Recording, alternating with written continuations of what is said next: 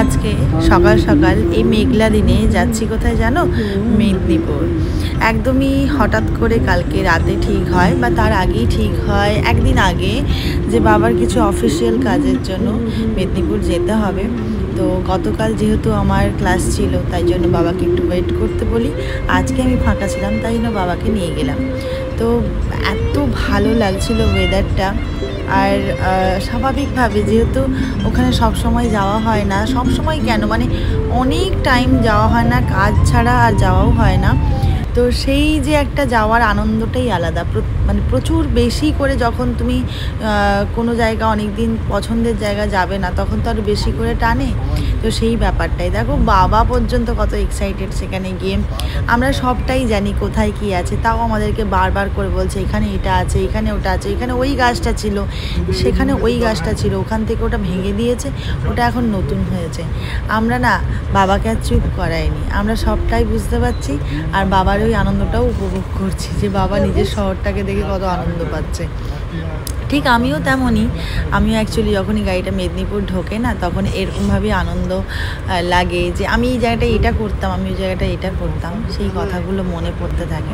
তো যাই হোক, বাবার সমস্ত কাজগুলো আমরা সব গুছিয়ে ফেললাম, খুব তাড়াতাড়ি কাজগুলো হয়ে গেল। তারপরে আবার আমরা ফেরার পথে, আর সেই মাঝখানে যে কাজের মুহূর্তগুলো আমি কোনো ভিডিও করিনি, ওগুলো একটা অফিসিয়াল কিছু কিছু কাজ ছিল। তো তারপরে দেখো, ফেরার পথটা আমরা আমাদের বাড়ির রাস্তা দিয়েই এলাম, মানে বিশেষ করে জগন্নাথ মন্দিরের ওপর দিয়ে যাব বলে, তাই জজকোট পেরিয়ে আমরা যখন যুগনিতলায় ঢুকছি, এই যে সেই চেনা গলি, এই যে সেই চেনা কবরস্থান, চেনা রাস্তা, প্রত্যেকটা মানে কি বলবো, ঝালমুড়ির দোকান, ফুচকা দোকান, সমস্ত কিছু যে জানা পরিচিত জায়গাগুলো দেখতে দেখতে মনে হচ্ছে গাড়িটা একদিনের জন্য যদি থেমে যেত, একদিন থাকতে পেতাম আমার বাড়িটাতে।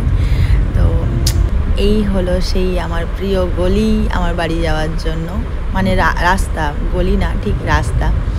তো কত দেখো তাড়াতাড়ি স্পিডে সেই জায়গাটাকে ছেড়ে আমি বেরিয়ে আসছি, আর মনে হচ্ছে কত কত কথা এখানে রয়ে যাচ্ছে।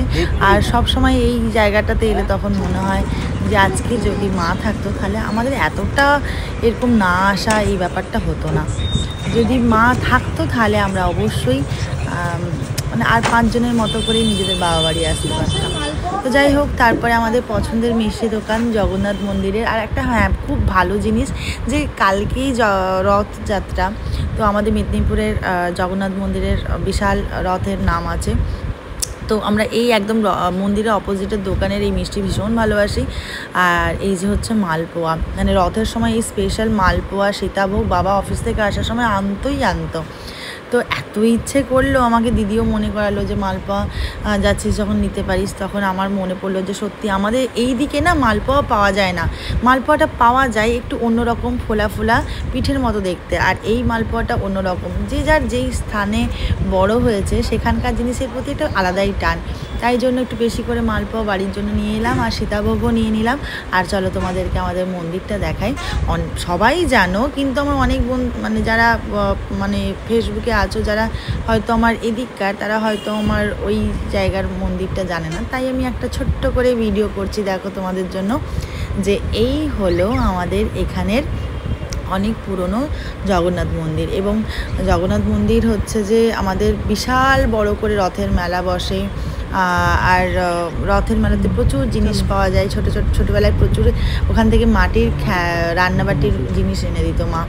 তারপরে এই যে হচ্ছে মাসি বাড়ি ঠাকুরের, কালকে ঠাকুর মাসি বাড়ি আসবেন।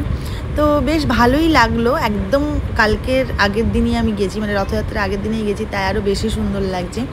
তারপরে দেখো আকাশটা কীরকম সুন্দর হয়ে আছে, কি অপূর্ব লাগছে দেখতে। আর কত পুরনো কথা মনে করতে করতে বাড়ি ফিরে চলে এলাম। আবার কিছুদিনের মধ্যেই আমি যাব মেদিনীপুর কাজের জন্য। বারবারই যখনই যাই খুব খুব ভালো লাগে, আমার প্রাণের জায়গা একদম।